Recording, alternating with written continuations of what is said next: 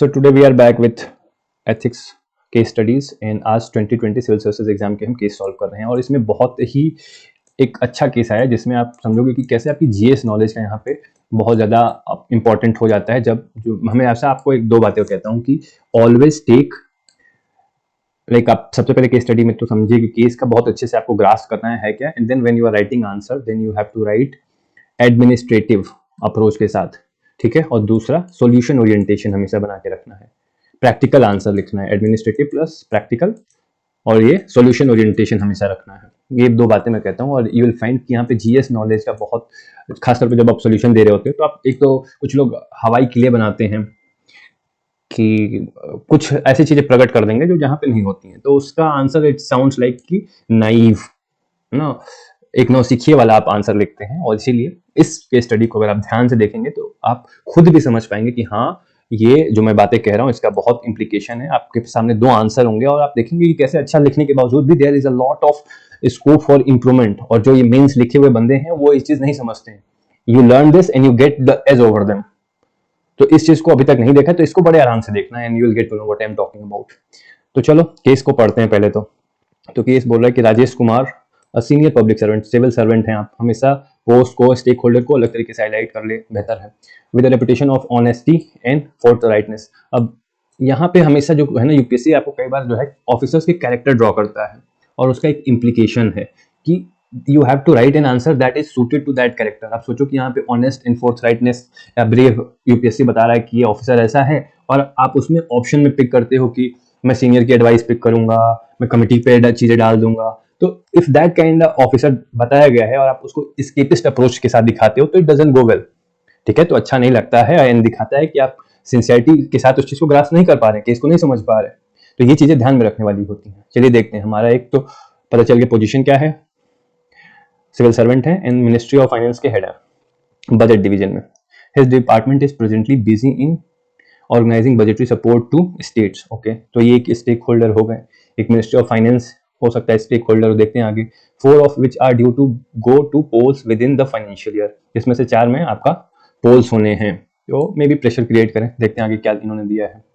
This years annual budget has allocated 8,300 crore for national housing scheme. National housing scheme के लिए कुछ हमें रुपए मिले हैं, ठीक है। A centrally sponsored scheme, social housing scheme, centrally sponsored social housing scheme for weaker section. Again एक और हमें क्या मिल गया, स्टेक होल्डर मिल गया। Of the society 7 rupees 775 crore have been drawn till June. अब ये ऐसा दे रहे हैं तो आप खुद ही दिमाग चल जाना चाहिए कि ये अप्रैल से शुरू होता है फाइनेंशियल ईयर। अगेन ये जीएस का आपका मालूम होना चाहिए कि आपका फाइनेंशियल ईयर कब से शुरू होता है। तो अप्रैल मई जून 3 महीने में हमने सिर्फ 10% ही खर्चा किया है अभी तक अप्रोक्सीमेटली। अगर ये करें तो इतना 10% हुआ, 10% से भी कम हमने खर्चा किया है, ठीक है। Next, ministry of commerce had long been pursuing a case for setting up special economic zone. ठीक है भाई, मिनिस्ट्री ऑफ कॉमर्स है, हमारा मिनिस्ट्री नहीं है, दूसरी मिनिस्ट्री है। In southern state to boost exports. After 2 years of detailed discussion between center and state, the union cabinet approved the project in August. अब ये अगस्त में इन्होंने अप्रूव किया है, जून जुलाई अगस्त, ठीक है, 2 महीने बाद। Process was initiated to acquire the necessary land. तो प्रोसेस इसमें हो गया। अभी हमें कुछ खास इसमें इन्फॉर्मेशन नहीं मिली है, देखते हैं आगे क्या है। 18 मंथ अगो अ लीडिंग, अच्छा एक नया स्टेक होल्डर भी आ गया भाई यहाँ पे। तो मिनिस्ट्री ऑफ कॉमर्स है, अब यहाँ पे कौन है, PSU had projected the need for setting up a larger natural gas processing plant in northern state for regional gas grid. The required land is already in possession of PSU.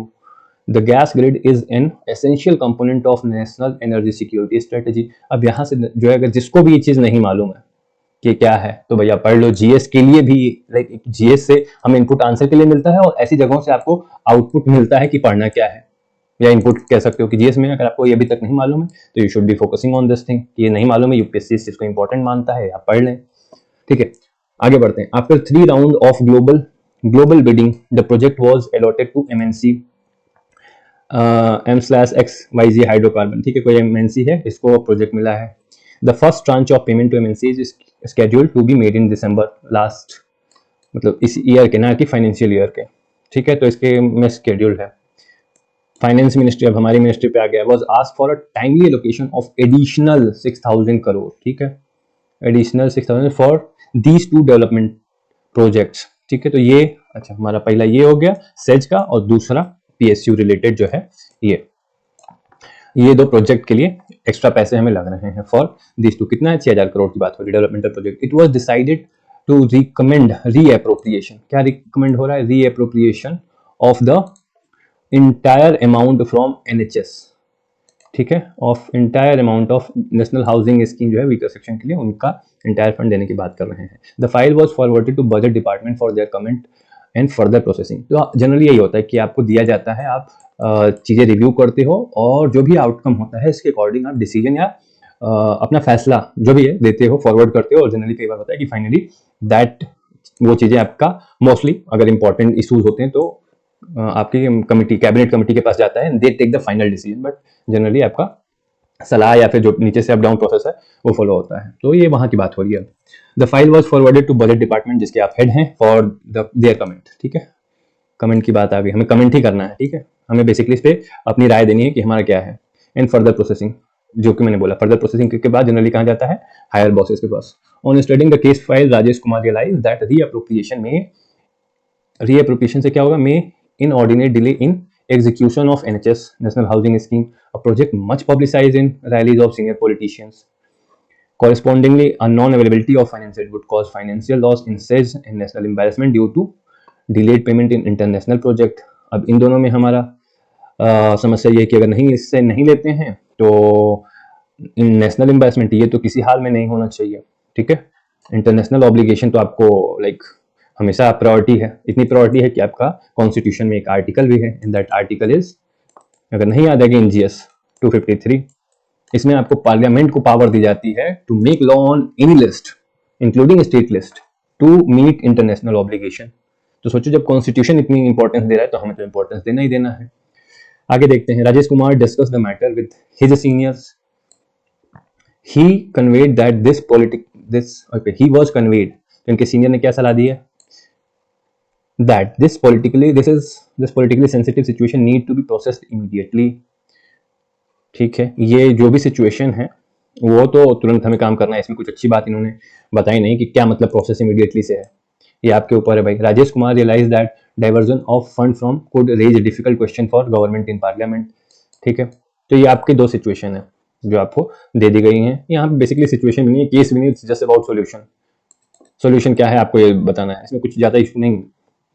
ठीक है, and here आपका again जो मैंने starting में बोला, GS knowledge will come handy.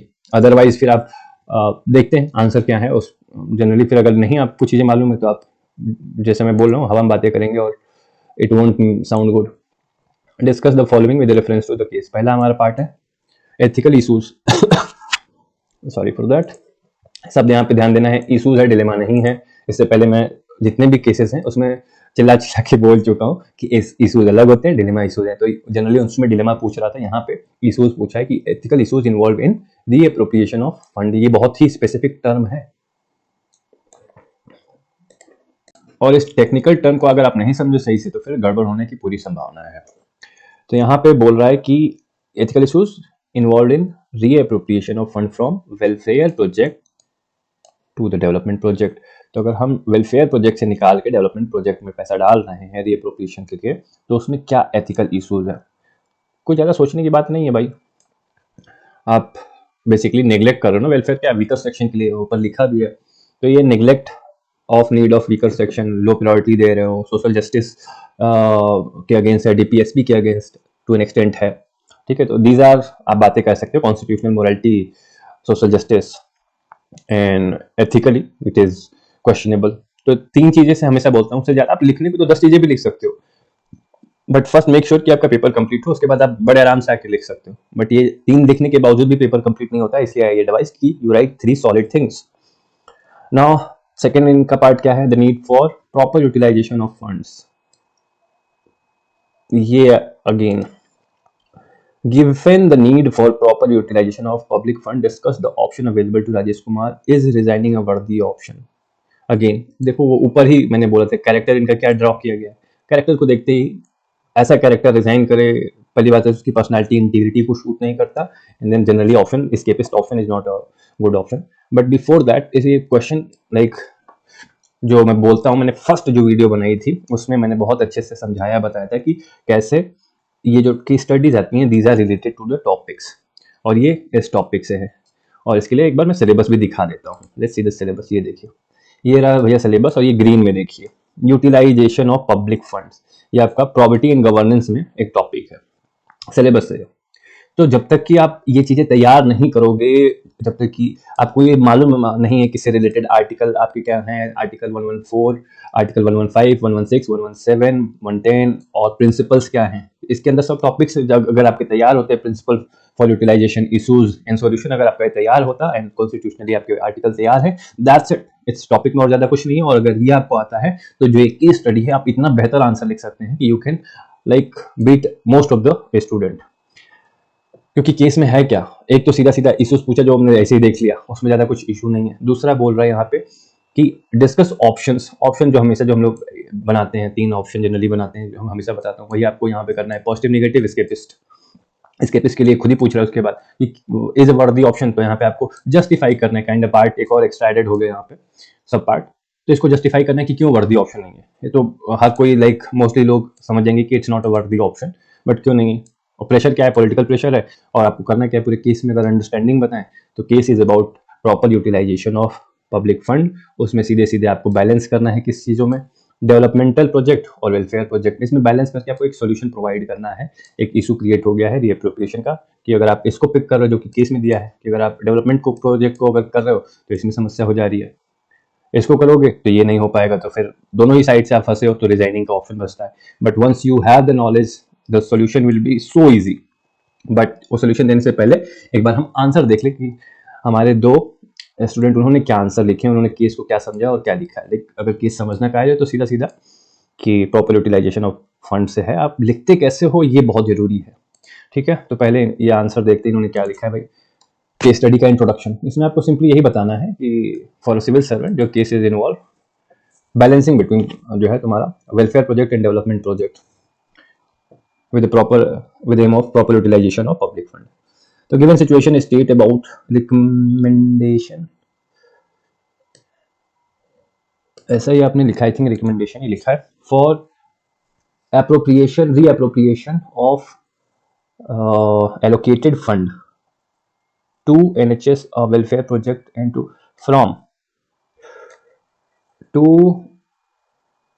timely welfare project and to timely allocate fund to SEZ and power grid developmental project and issue arising. अब देखो आपने क्या किया कि जो इंपॉर्टेंट चीज़ है उसको ब्रैकेट में डाल दिया है, और जो सेज इससे मतलब नहीं, हमारा बेसिकली जो कोर टॉपिक जो क्वेश्चन में है वो यही है कि डेवलपमेंट वर्सेस वेलफेयर प्रोजेक्ट, तो इसको रखो सेज और इसको ब्रैकेट में डालो।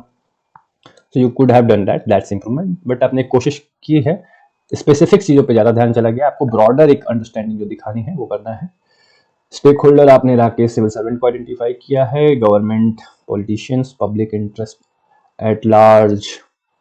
आपको साफ साफ दे रखा है कि वीकर सेक्शन है एंड देन डेवलपमेंट है। ठीक है, उसमें आपका नेशनल इमेज भी एक तरफ स्टेक पे है। सेकेंड इंट्रोडक्शन देखते हैं इन्होंने क्या लिखा है। The given case study highlights the situation where Rajesh Kumar is facing a dilemma of reappropriation. Dilemma नहीं, इनको रिकमेंड करना है बेसिकली, है ना, इस पे कमेंट करके इनको आगे भेजना है। तो डिलेमा से ज़्यादा आपका इशू है बिटवीन वेलफेयर, बट आप ये भी लिख सकते, कोई इशू नहीं, एंड डेवलपमेंटल प्रोजेक्ट। हाँ, ये आपने सही पकड़ा है, जो मैं भी बात करता हूँ आपने लिखा है, and developmental project setting of, ये ठीक है। इट्स बेटर, जो फर्स्ट है उसे आपने बेटर इंट्रोडक्शन लिखा है। फिर stake holder Rajesh Kumar, interest holder of project, बहुत अच्छा ये आपने बनाया जो है, good. Then political parties, public at large, nation, ठीक है, बहुत अच्छा आइडेंटिफिकेशन है। जहाँ से भी आपने चीज़ें हेडिंग अगर आपने खुद से बनाई तो it's very good, it's quite representative.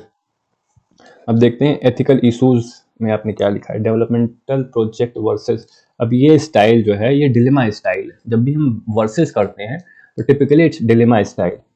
तो आप अभी तक इस चीज़ पे इतना बोलने के बावजूद भी ध्यान नहीं दे रहे, तो फिर काम कैसे होगा। छोटी सी चीज़ है बट लाइक प्रोग्रेस तो करना है ना यार, चीज़ें छोटी छोटी ही से आपको आगे इम्प्रूव करना है। या सिंपल ऐसे ही रखेंगे तो ये क्या दिखाता है, नेग्लिजेंस थोड़ा सा दिख रहा है। तो डोंट लाइक बी केयरफुल। आपको इतनी बार जब बोला गया है कि ये चीज़ें जो हैं इशूज और डिलेमा आप सही से देखें, तो ध्यान दें इस चीज़ पे, ठीक है। ओके, तो इसमें आपने लिखा है Rajesh if transfer fund to, अब राजेश पहली बार ट्रांसफर नहीं कर रहा है, इनको रिकमेंड करना है developmental project, then he is ignoring the interest of weaker section. यही बात आपको बस सिंपल यहीं पे लिखना था कि ignoring the interest of issue, सीधे डाल के इतनी बात कहनी थी कि डाइवर्जन या reappropriation of fund would lead to ignoring या इग्नोरेंस ऑफ या ignoring of weaker section of society, जो भी आप लिखें simple. Global image versus social welfare. If first tranche of installment does not pay to MNC, then it hampers national, hamper is different term, tarnish आप लिख सकते थे national image, and if paid the weaker section will suffer। हाँ, तो आप इसको सीधे सीधे कि there is a national image at stake, ठीक है। ये जो चीज़ है इसको हटा के आप हमेशा अपनी चीज़ें जब लिख रहे हो तो सीधा इसी पे ही लिख दो, यही तो इशू है, इसकी जरूरत नहीं है पूरे में अपने वर्सेज मतलब डिलेमा आप दिखा रहे हो रीजनल। और मजे की बात यह है कि जब कई बार डिलेमा आता है तो आपका डिलेमा नहीं आता है, का दो जगह पैसा होता है, तो be aware of this thing, mind कर लीजिए। Regional interest of states versus interest of weaker section. अब ये स्टेट का तो ऐसा कुछ स्पेसिफिक नहीं है, बस एक केस में इन्होंने बात किया था ऊपर ना कि in consultation with state says के केस में, तो ऐसा रीजनल आप मे बी आपने ये पकड़ लिया कि साउदर्न स्टेट में सेज बनाएंगे, तो ऐसा कुछ, this is not somewhat a issue over here। Says a natural gas plant can help in development of state by creating employment and ensuring energy security in long term। तो ये issue कैसे है, ठीक है। तो ये अगेन इसीलिए मैं बोलता हूँ कि आपको फिर ध्यान देना पड़ेगा जब आप ये कर रहे हो, तो वीकर सेक्शन को भी तो जॉब मिलेगी यहाँ पे। Ensuring maximum public good versus interest of government in other political parties. अब देखो यही चीज़ मैं आपको बोलता हूँ ना कि एडमिनिस्ट्रेटिव आंसर लिखो, तो यहाँ पे आप लिख सकते थे कुछ अच्छे पॉइंट इशूज में कि इग्नोरेंस, या आप बोलते कि डीपीएसपी से अलग जा रहा है, कॉन्स्टिट्यूशनल मोरालिटी जो बात कह सके, तो सीधे सीधे डीपीएसपी में है ना कि वेलफेयर स्टेट है, तो ये अगर हम डेवलपमेंट प्रोजेक्ट चूज करते हैं तो हम वेलफेयर स्टेट जो कि डीपीएसपी बोल रहा है उसके अगेंस्ट जा रहे हैं। अगर ये आप पॉइंट लिखो तो कितना अच्छा पॉइंट हो सकता है, ठीक है। अगर आप डेवलपमेंट वेलफेयर जा रहे हो तो दोनों के साइड से दिखा दो कि दिस में लीड टू, जो आपने फर्स्ट सेकंड पॉइंट में लिखा है कि टार्निश नेशनल इमेज, सीधा इन्होंने लिखा है तो है कि नेशनल एम्बेरसमेंट जो है क्रिएट करेगा। तो इस तरह के पॉइंट लिखोगे तो this shows N administrative approach. ये आपका एक लगता है कि the person writing behind the desk, IAS के डेस्क के पीछे से जो एक आंसर आना चाहिए, ऐसा कुछ आंसर आएगा। तो वो चीज अगर आपके आंसर में दिख जा रही है तो that's like the best thing that you can do. तो ये चीज को ध्यान में रखें।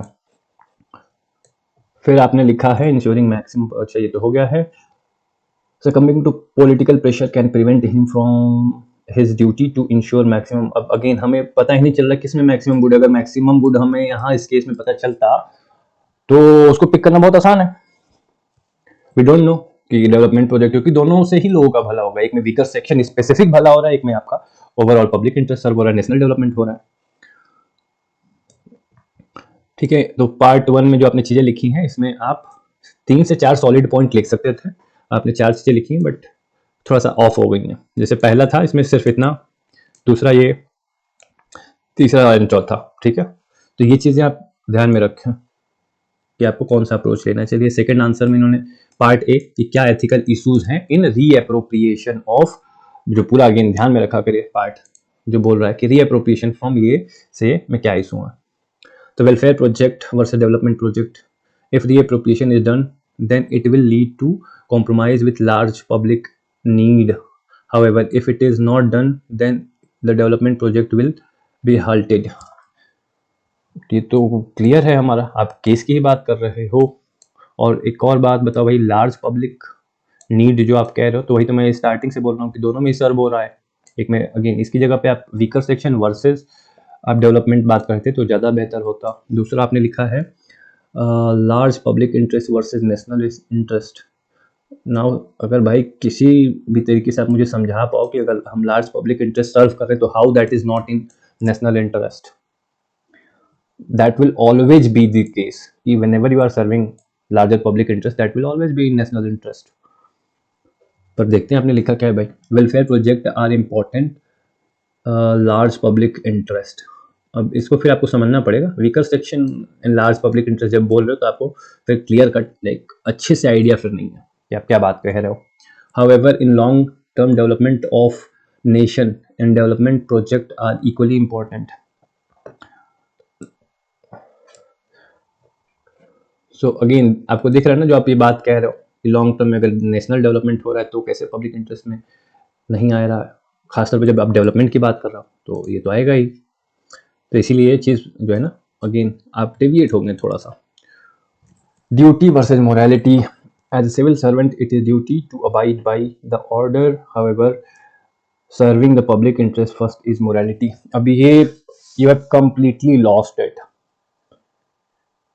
it means I am completely lost कि ये इसमें पूरे में ऑर्डर कहाँ आया है। You have not grasped the case as it is। Case क्या है, आप राजेश कुमार हैं, हेड ऑफ फाइनेंस मिनिस्ट्री, आपको कमेंट करना है for further processing of fund. Reappropriation का यहाँ पे किसी ने प्रस्ताव नीचे से रखा है कि there is a clash between welfare project and development project. ठीक है, आपको इस पे कमेंट करना है। जब आपको कमेंट करने के लिए जब आपने स्टडी किया तो आपने देखा कि इसकी वजह से वेलफेयर प्रोजेक्ट रीअप्रोप्रिएशन की वजह से डिले हो जाएगा। ठीक है, तो वो उस पर आपको कमेंट करना है। आपको ऑर्डर तो कहीं कुछ मिला ही नहीं है और ये ड्यूटी से ज़्यादा लेना देना वाली बात नहीं है, तो आप वैसे भी कर सकते हो। प्रेशर तो आपका पॉलिटिकल वर्सेज है कि दोनों तरफ से आप फंसे हो। अगर ये नहीं करोगे तो इलेक्शन की वजह से आप फंसे हो, और अगर डेवलपमेंट में अगर हो गया तो पार्लियामेंट में विपक्ष, जो रियल बात है, जो प्रैक्टिकल चीज़ है, तो एक केस तो यही बता रहा ना कि पार्लियामेंट में जो है सरकार फंस जाएगी, तो दोनों तरफ से आप डांट खाओगे। ये वाले केस में जो है आप तभी बच सकते हो क्योंकि पॉलिटिकल चीज़ें हैं, बट अगेन उसमें भी आप ट्रांसफर, आपकी नौकरी, ये सब एक्चुअली प्रैक्टिकल चीज़ में आपको बता रहा हूँ कि ये चीज़ है।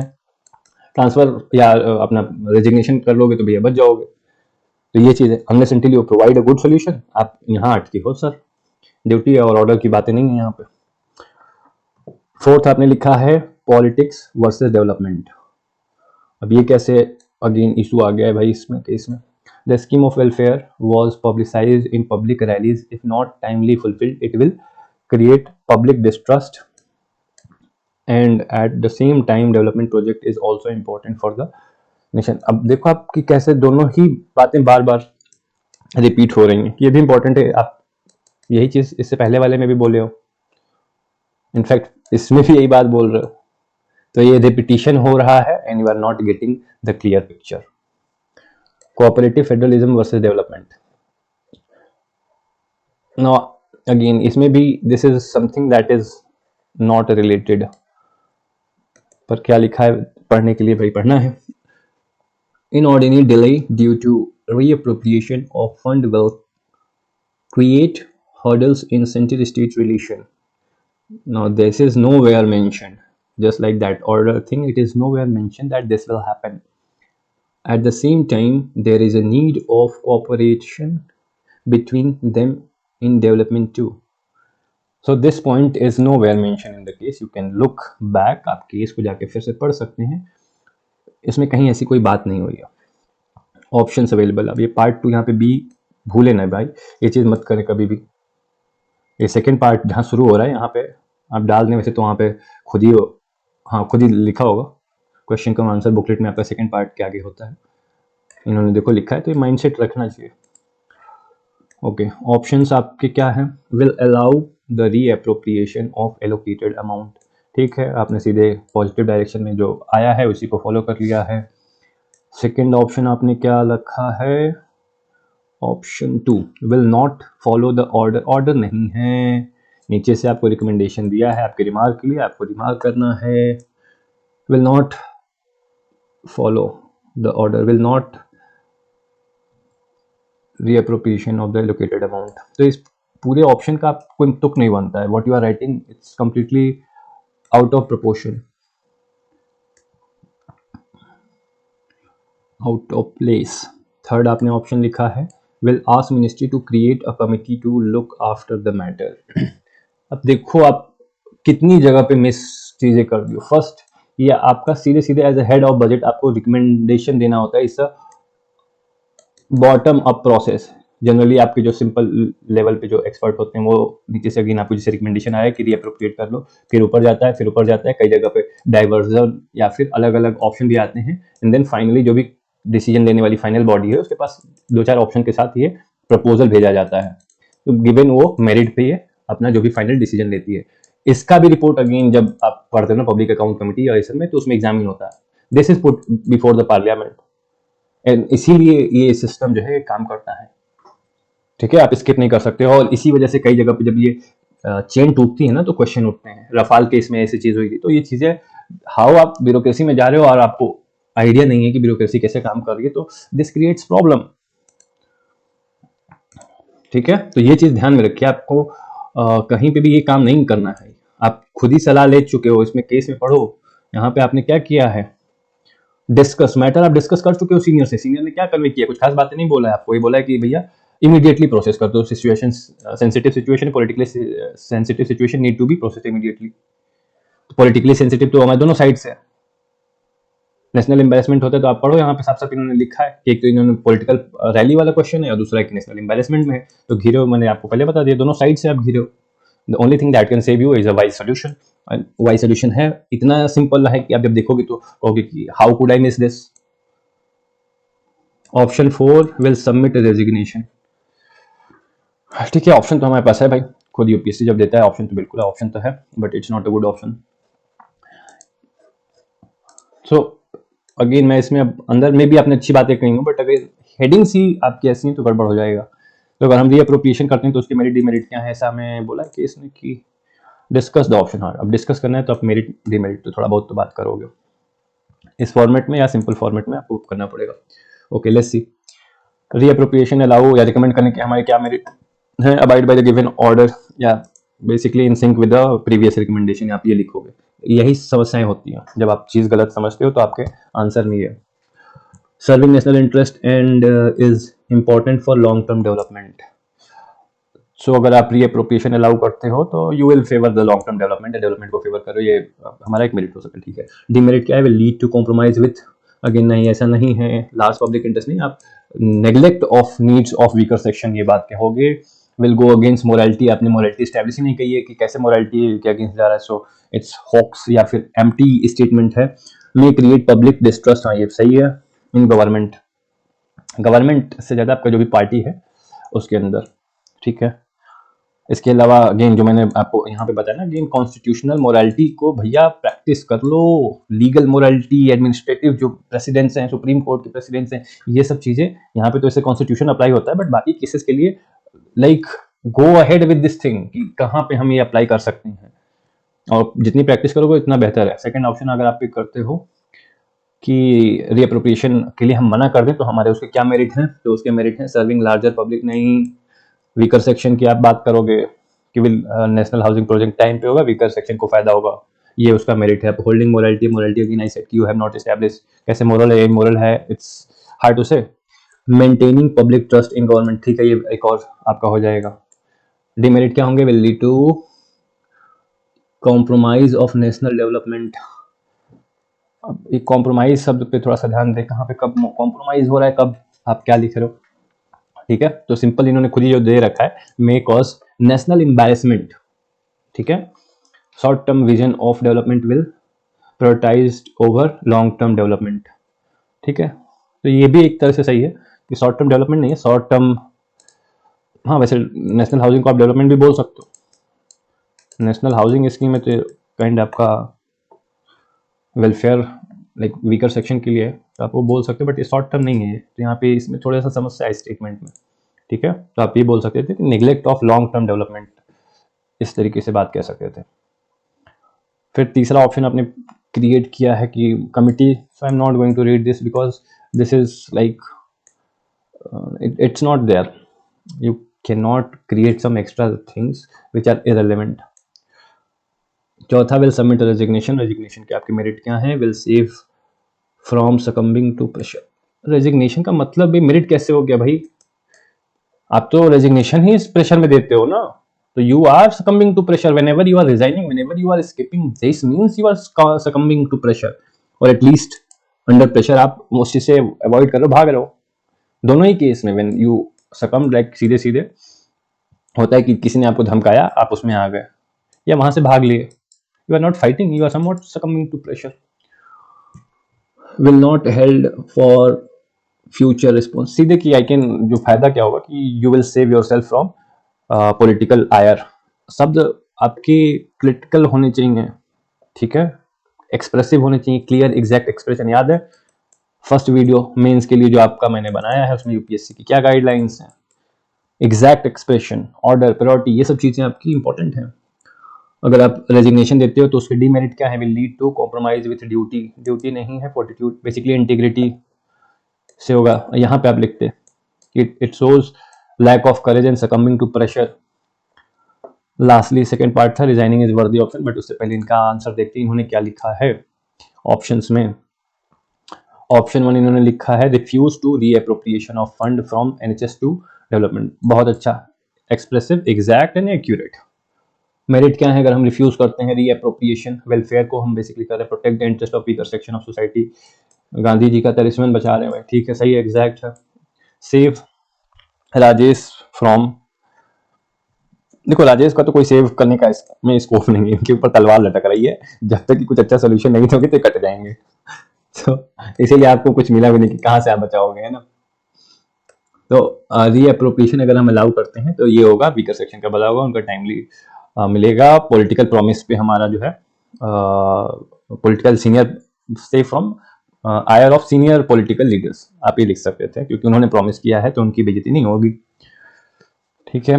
डीमेरिट क्या है, ignore the long term benefit of developmental project, बहुत अच्छा, और अच्छे शब्द आ रहे हैं, इट्स लाइक कि हाँ these are good words.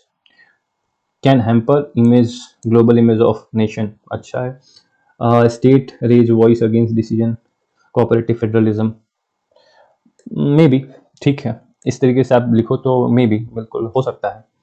Follow the recommendation of reappropriation of fund to development project from NHS, ठीक है, अगर हमने रीअप्रोप्रिएशन अलाउ किया तो उसके क्या मेरिट हैं, protect the nation from embarrassment and financial losses, ठीक है, अच्छी बात है। आप holding the spirit of cooperative federalism, अब ये कहाँ से आ जा रहा है कोऑपरेटिव फेडरलिज्म, उसमें सिर्फ ये था कि हम करके बात कर रहे हैं, इट्स नॉट लाइक कि आपको स्टेट आके परेशान करते हैं, स्टेट डू नॉट लाइक, अगर उसमें पार्ट हैं ऐसा कुछ लिखा होता, ऐसा कुछ इंडिकेशन नहीं है कि इसमें, बट ठीक है। और क्या होता है अगर हम रीअप्रोप्रिएशन कर देते तो again following the why precedents, आप जो पीछे से सेट किया गया आप उसके सिंक में हैं, और तो ज़्यादा कुछ चीज़ें नहीं है इसमें, लॉन्ग टर्म वाली चीज़ें हैं। Ignore the interest of demerit में क्या है, interest of weaker section, simple why typical, can put Rajesh in difficult position in front of government, ठीक है। अगेन यहाँ पॉलिटिकल लीडर्स के सामने ना, क्योंकि उनका प्रॉमिस नहीं, वो प्रॉमिस करके आएंगे कि घर हम आपको बना के देंगे, तो उनका प्रॉमिस नहीं पूरा होगा तो वो आपको ऊपर तलवार लटका देंगे भाई। थर्ड ऑप्शन है कि come up with arrangement where he can ensure enough fund from stage 1 of the project. Now this shows somewhat solution orientation, but क्या आप सॉल्यूशन सही प्रोवाइड कर पाए हैं, ये क्वेश्चन है। ओके अब सॉल्यूशन में आपने एग्जैक्टली लिखा तो नहीं है, बट आप कुछ अरेंजमेंट की बात कर रहे हैं, अब वो मेरे ख्याल से उसके मेरिट आप बता रहे हैं, चलो देखते हैं क्या है भाई। So his creative aptitude from for decision making बढ़िया है, win win condition for everyone, protect the interest of weaker section along with, बातें तो बट मेरिट अच्छी बात है अगर आप ऐसा सॉल्यूशन ले आ पाए तो, पर वो आएगा कहाँ से। Demerit may not work as he thought in future, जरूर नहीं है, ये डिमेरिट नहीं है। गवर्नमेंट में refuse his plan of action में, बट ये कोई डिमेरिट नहीं होता, उनके ऊपर डिसीजन पे है, तो अगर आप ऐसा कुछ ले के आए तो लास्ट में यही बचता है कि डिमेरिट ये है। बट द थिंग इज कि ये आपको आंसर में दिखाना पड़ेगा कि how you will come up with that arrangement, और क्या अरेंजमेंट है, एंड जो मैं बात कह रहा था अगेन, आपको यहाँ पे जीएस का सहारा लेना पड़ेगा, अगर वो नहीं मालूम तो फिर तो ओके, नहीं मालूम, किसी ने भी वो बात नहीं लिखी है, और वो बात है जो मैंने आइडेंटिफाई करके रखी है कि अगेन आपने अगर टॉपिक तैयार किया होता जीएस पेपर 4 का यूटिलाइजेशन ऑफ पब्लिक फंड, तो उसमें आप ये चीज़ें नहीं छोड़ सकते हो। वहाँ पे ये देखो जो आप बात कह रहे हो ना, यहाँ सीधे सीधे इन्होंने यही तो लिखा है कि एडिशनल खर्चा आ गया है, तो constitution itself makes provision for that.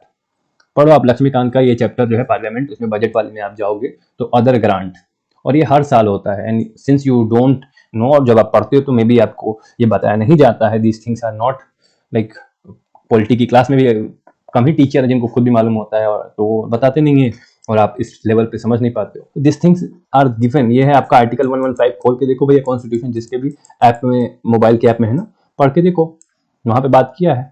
Supplementary grant की बात करता है कि जब फंड जो है आपको जो दिए गए वो इनसफिशियंट है, तो हमारा जो एनएचएस के लिए जैसे इन्होंने दिया था ना 83, वो कम पड़ गए, तब हम सप्लीमेंट्री लेते हैं। Additional grant arising current year, additional expenditure, तो एडिशनल है, सीधा सीधा है। तो हम क्या रिकमेंड करेंगे, हम रिकमेंड करेंगे रीअप्रोप्रिएशन की जगह पे एडिशनल ग्रांट ले लो भाई, काम खत्म। अगर यही चीज आप उसमें ऑप्शन में लिख दो तो कितनी अच्छी बात है। और रीअप्रोप्रिएशन भी आपका, अगेन स्टार्टिंग में बोला था मैंने, this is a technical word. Reappropriation के लिए भी आप ऐसा नहीं हो जाता है। Again this things are all limited by article 114 कि आप, no money can be taken out of consolidated fund of India without the approval of parliament. तो रीअप्रोप्रिएशन में हमेशा यही होता है, फिर एक रीअप्रोप्रिएशन बिल बनता है, फिर वो वापस पार्लियामेंट में जाता है, नहीं पास होता है। सो अगर, again back to what I said, कि अगर आप टॉपिक तैयार करते हो सही से तो फिर इतना अच्छा आप आंसर इसमें लिख सकते थे। इसमें जो आपने लिखा है थर्ड वाला, कि I would recommend this, like reappropriation की जगह पे I would recommend for additional grant for funds under article 115 to meet the extraordinary situation या additional requirement of the fund, काम खत्म, रादर देन दिस। एंड सीधा आपने जो merit लिखे, बहुत ही पॉइंट है ये आपका पूरा, सारे के मेरिट है। डिमेरिट क्या है, कुछ नहीं बचता है, फिर आपने प्रॉब्लम सॉल्व कर दी। एंड लाइक आई सेड कि हर साल होता है, every year there are few funds amount which are additional में या एक्सेप्शन में या रीअप्रोप्रिएशन में जाते हैं, जो आप पढ़ते हो कि हर साल बिल जो है फिर से एक्सेस में अगर होता है तो उसको पार्लियामेंट्री कमेटी जो है, पब्लिक अकाउंट कमेटी, वो उसको एग्जामिन करती है। फिर ये क्वेश्चन आ चुका है। तो अगेन ये चीजें आपको इस तरीके से तैयार करनी है और ऐसे आंसर लिखने। This is what I mean by administrative answer. जब ये लिख के आओगे तो फिर खुद ही यू कैन बी जज ऑफ दैट कि कोई आपका नंबर कहां से काट पाएगा भाई। ठीक है, नेक्स्ट आपका है resigning is worthy option. So no, resigning is not a worthy option because it shows escapist attitude against oath of public service. वो से ज़्यादा भाई कि escapist अप्रोच है आपकी, ठीक है, भी चल जाएगा। Ignoring the interest of weaker section and development of nation, ये थोड़ा सा कम सॉलिड पॉइंट है, ये थोड़ा सा अच्छा पॉइंट है, ये भी उतना सॉलिड नहीं है बट चल जाएगा बीच में। Rajesh is honest and righteous person, so resigning can create conflict of values, cognitive dissonance। ये अच्छी बात है, ये एक अच्छा ऑब्जर्वेशन है, it's a good point, very good point, कि आप कैरेक्टर पे आपने ध्यान दिया, प्रेजेंस ऑफ माइंड दिखाता है। This is a good one. Okay, so before reading the conclusion, इनका आंसर पढ़ते हैं। Part B, resigning is resigning as a civil servant will prevent Rakesh succumb to pressure। Prevent की भी बात कर रहे हो, सकम अगेन कोहेरेंस नहीं है, इनकोहेरेंट वर्डिंग्स हैं।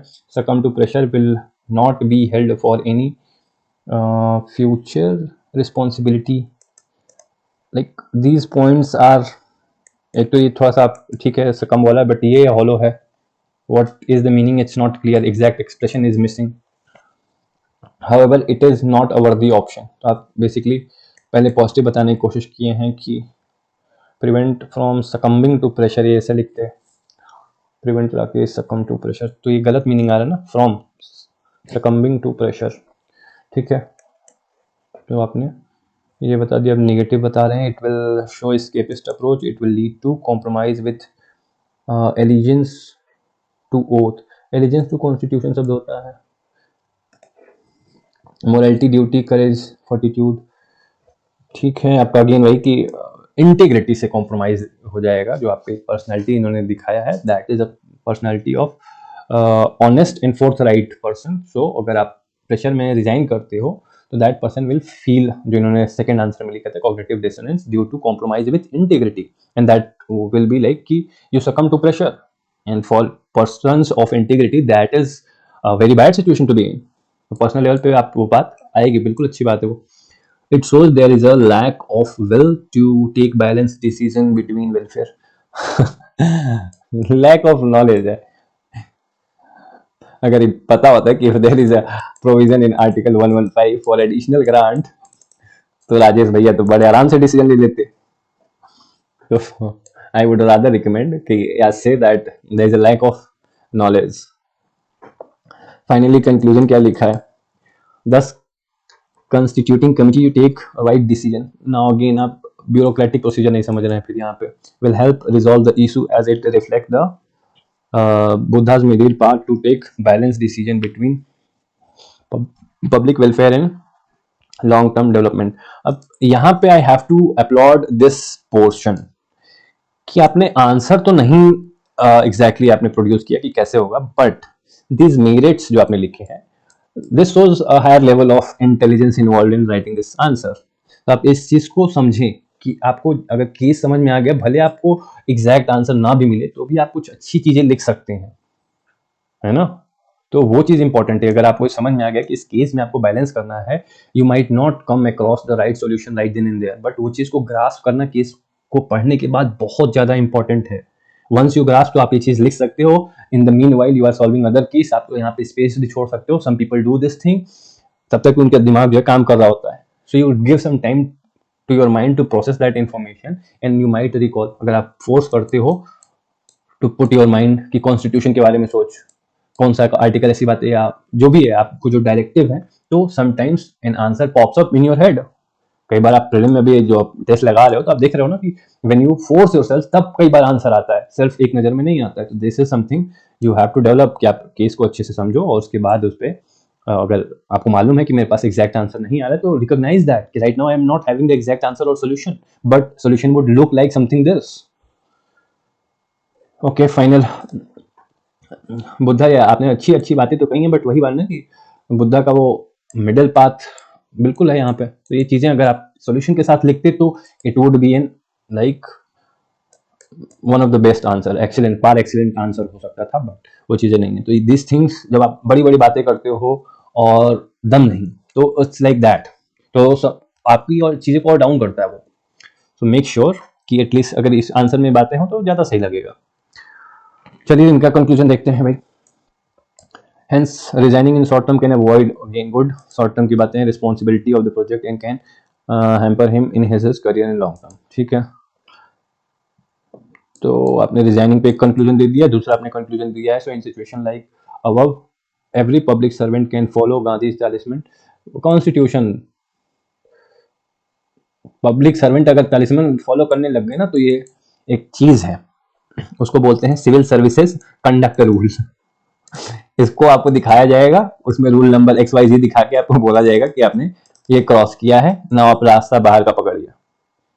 So again this is something like academic side पे चला गया है. आप बीच में जब मोरालिटी ऐसी बातें कहते हो तो दैट्स बेटर. कई जगह पे लाइक अगर आप बाहर होते, जैसे है ना, पब्लिक लाइफ की बात हो रही होती, तो आप बिल्कुल अप्लाई कर सकते हो.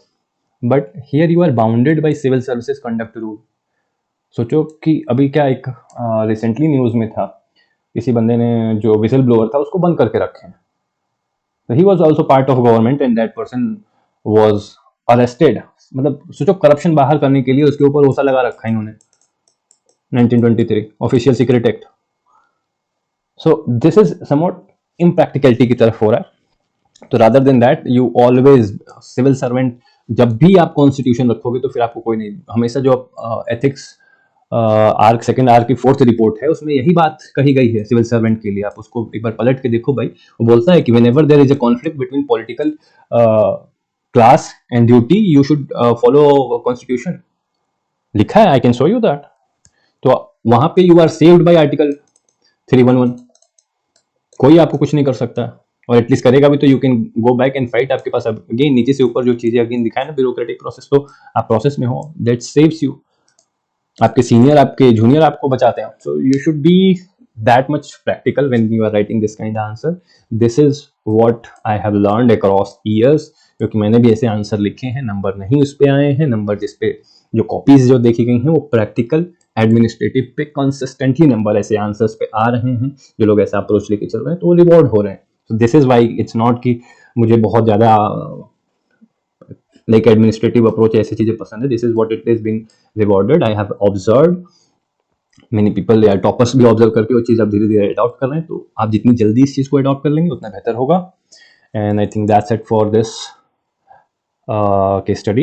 आई होप कि आप समझ पाओ कि जीएस का अगेन यहाँ पे कितना इंपॉर्टेंस है, आपका जो सिलेबस के टॉपिक्स का कितना इंपॉर्टेंस है, एंड या आपका केस का, जैसे कि यहाँ पे कुछ आपका जो प्लस मिला है, ये केस को समझने का कितना इंपॉर्टेंस है। ये 2-3 बातें मैं एकदम स्टार्टिंग से बोल रहा हूँ, आप जाके फर्स्ट वीडियो भी देखोगे ना, how to solve case study, तो वहीं से बोल रहा हूँ, and this things are very very very important.